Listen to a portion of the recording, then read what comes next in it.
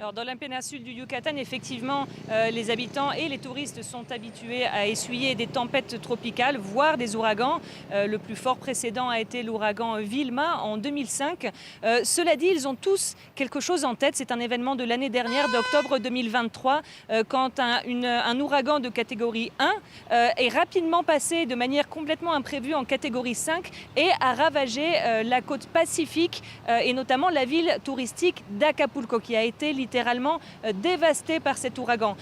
Et en ce qui concerne l'ouragan Beryl, les hôteliers sont préparés. Pour l'instant, il y a encore quelques touristes qui font les plages, malgré les avis d'ouragan émis par les autorités. Les habitants ont été invités à faire des provisions d'eau, de nourriture et aussi de combustible.